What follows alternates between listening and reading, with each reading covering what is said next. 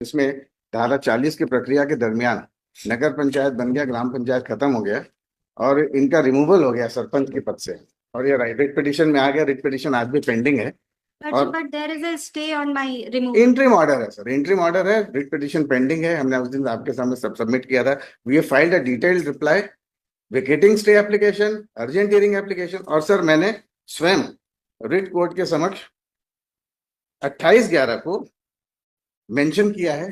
Court has accepted my mention, fix it for 10th of December वो writ petition.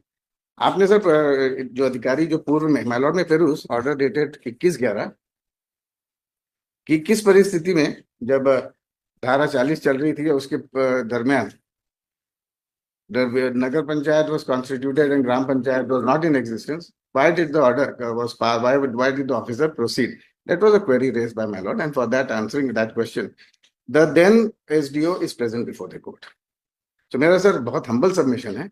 1961 का जो act है sir, municipalities act, उसमें section 7 का जे है जो ये अधिकृत करता है कि अगर कोई सरपंच या पंचायत का officer is prosecuted and there is an upgradation of Nagar Panchayat, still prosecution will continue.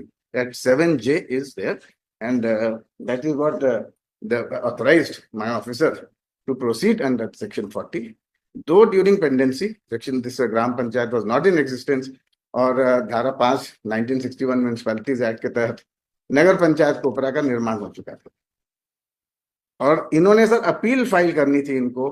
इनको बोलना था सर ये ऑर्डर इसके खिलाफ अपील में नहीं गए। They came in writ petition and the writ petition is silent on this fact that nagar panchayat का निर्माण हो चुका है, ग्राम पंचायत नहीं है। Paragraph 2 of my writ petition, I have clearly mentioned that the Nagar We filed a Gram Panchayat detailed has been reply, converted into और sir ये जो इंट्रीम ऑर्डर है सर अनएनफोर्सिएबल है, हमने अपने रिप्लाई में कहा है, रिट पिटिशन के रिप्लाई में कहा है, वेकेटिंग स्टे में कहा है ये, और ये इतना ऑड पोजीशन हो गया है कि न्यायालय के लिए भी सर और हमारे लिए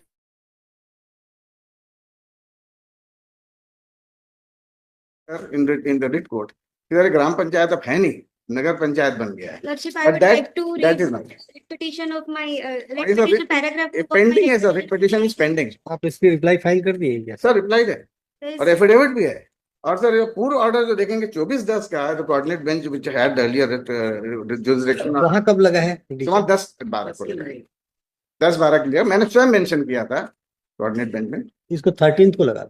तो मेरा एक सबमिशन है, I respectfully submit sir. Order dated 24/10 देखेंगे, 24/10 का ऑर्डर। हाँ देख रहा हूँ उसमें sir last paragraph, the petitioner and respondents are directed to file affidavit whether whether any incident has taken place from today till 18 November 2024. The respondents are granted liberty to move appropriate application before the bench having roster. ठीक है ना, about the development that has taken place।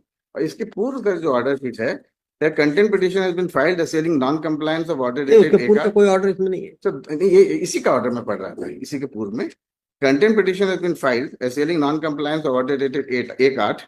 Mr. Vishal Maharana, the present SDO है, and SDO and Mr. Shyamlal Verma, Chief CMO Kopra, would submit that now Gram Panchayat Kopra has become Nagar Panchayat. During the midst of argument, allegation and counter allegation has been made by the parties. Learned counsel for petitioner would submit that the police has lodged complaint against her, alleging that she has intervened in the official work.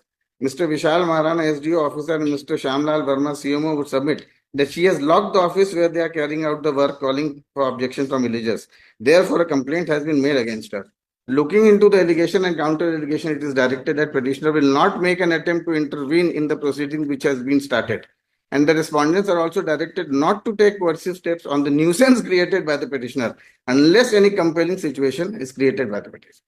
तो sir ये ऐसा इतना weird सा situation हो गया है, and I respectfully submit, मतलब there is no willful disobedience, there is no willful non-compliance। मेरा रेस्पेक्टफुल सबमिशन है, तो मामला वहीं भेज दें रिट कोर्ट में, निराकृत हो गया, वो तो पेंडिंग है। It is not a case that writ petition is dismissed और disposed of in their favour. नहीं, लेकिन वेकेट तो हो पहले कुछ ऑर्डर वहां का। The stay order is still in existence. वो तो सर 10 तारीख के लिए मैंने मैं खुद ही मेंशन किया। So first of all, I have clearly mentioned in my writ petition that there is the conversion of Gram Panchayat into Nagar Panchayat. I would like to read my paragraph 2 of my writ petition, Lordship. Original writ petition का copy लगाए इसमें।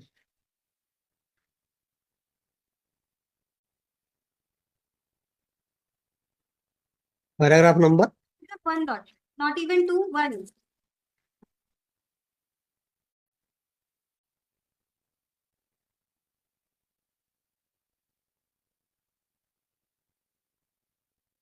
जी हाँ बताएं। That the petitioner is the citizen of India having all the right enshrined under Constitution of India. Respondent number 1, 3 and 7 are instrumentalities of a state. Respondent 4 and 5 are block and Jilla level panchayat. Invoices under Constitution of India in district level and middle level panchayats as mandated by the Constitution of India. Respondent number 6 is also a local self-government urban body which was earlier Gram Panchayat. Respondent number 8 is an employee of Jilla Panchayat. As such, all parties are amenable to the jurisdiction of the Honorable Court Lordship. And in the Paragraph in the 5 देखेंगे sir. Second Lordship, I have also annexed the notification dated 23/11/21, which says that the now Gram Panchayat is Nagar Panchayat.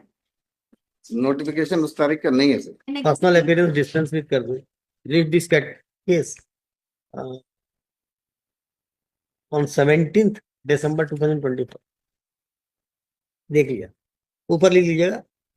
Learned counsel for the petitioner contended that this is the willful disobedience of this order of this court. However, learned counsel for the respondent contended that it is not a willful disobedience of the order of this court, and original WPC has already been pending before the another bench, Stay order in existence. and वो कौन सी किस तारीख को लगा है? Sir ये लगा है सर हाँ, 10 देखिए। दिसंबर 2024. 10 December में। And he has also contended that stay vacating application has already been filed by the respondent authorities With urgent hearing. with urgent hearing application. List it up to 10th, वो 17th लगा दीजिए और एक और और इनको develop- dispense with कर दीजिएगा, इनको आने की जरूरत नहीं। एक और डेवलपमेंट है सर. इनके खिलाफ एक और FIR हुआ है. वहां पे she is creating biggest nuisance. That's the first of अब all- देखते हैं, अभी पहले तो ये वाला हो आपका ठीक से, ये कोर्ट का ऑर्डर है तो कोर्ट का ऑर्डर का कंप्लायंस होना चाहिए, कि और कंप्लायंस यदि आपका स्टे वेकेट नहीं होता तो फिर तो नहीं आई हैवंट ऑप्शन अबाउट। नहीं, what I am respectfully submitting, I totally agree. But this is most weird situation. Why did it? So para 5 देखेंगे. What are the remedies exhausted? No नहीं, remedy. अब वो तो इनको- वो WPC में बताइएगा, यहाँ नहीं। नहीं, वो तो सर ने ग्राउंड लिया है, लेकिन ये केस वो नहीं है सर कि writ petition dispose of writ petition pending, and this is an arm twisting method adopted against the officers कि मैं सरपंच के पद पर, अरे इसी कंटेम्प्ट हमने जवाब में फाइल किया है कि ये सील लगा रही हैं अध्यक्ष पद के, जबकि ये सरपंच के पद से रिमूव हुई हैं, अध्यक्ष बन गई हैं। ये अब डॉक्यूमेंट वहाँ बता दीजिए